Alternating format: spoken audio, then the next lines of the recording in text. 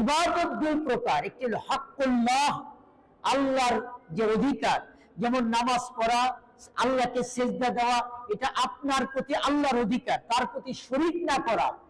আরেকটা হলো হাক্কুল ইবাদ, বান্দার অধিকার।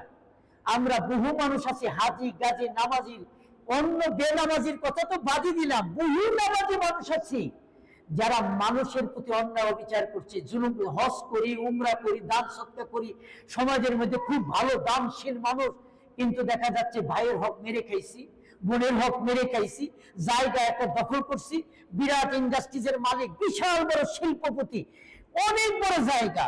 আমার জানা মতে আমার এক আত্মীয় ইরানের ছিলেন ডক্টর, আমার এক খালু শ্বশুর এখন আমেরিকার সিটিজেন, উনার শনি রাত্রাতে 10% জায়গা ছিল।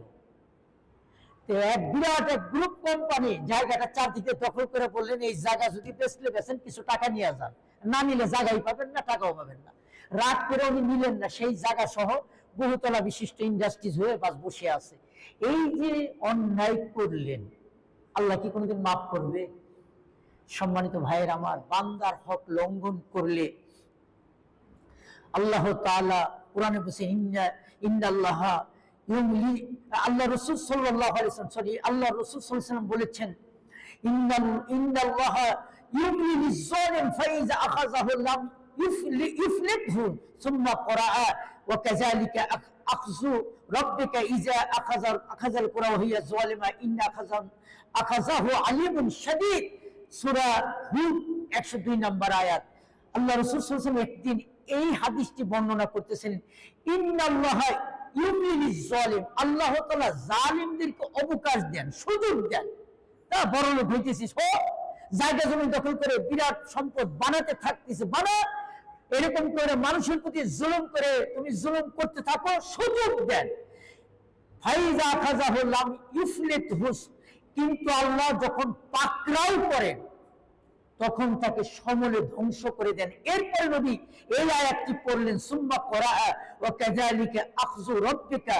এরপরে নবী এই আয়াতটা পড়লেন, আল্লাহ যখন কাউকে পাকড়াও করেন, তার পাকড়াও অত্যন্ত কঠিন। যখন কোন জনপদকে তিনি পাকড়াও করেন, চরম মর্মদায়ক পীড়াদায়ক শাস্তি দেন এবং তার ধ্বংস অনিবার্য। সম্মানিত ভাইয়ের আমার, এজন্যে আমরা মাটির দিকে তাকাই, একটা জিনিস খেয়াল করি, আমি কি আমার দ্বারা আমার স্ত্রীর হক লঙ্ঘন হচ্ছে? আমার ছেলের মধ্যে মেয়ের মধ্যে কি পার্থক্য করে আমি কি ছেলের প্রতি বেশি ঝুঁকে যাচ্ছি?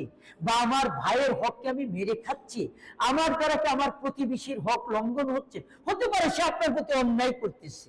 আল্লাহ বলছেন, ইদফা বিল্লাতি হিয়া আহসান, মন্দকে মোকাবেলা করো উত্তম দ্বারা। হতে পারে আপনার প্রতি জুলুম করছে, আপনাকে গালি দিচ্ছে। সম্মানিত ভাইয়েরা আমার, আপনি যদি পাল্টা গালি দিলেন, তাহলে তো সাওয়া সাওয়া, আপনি তো তাই সেই রকমই হয়ে গেলেন।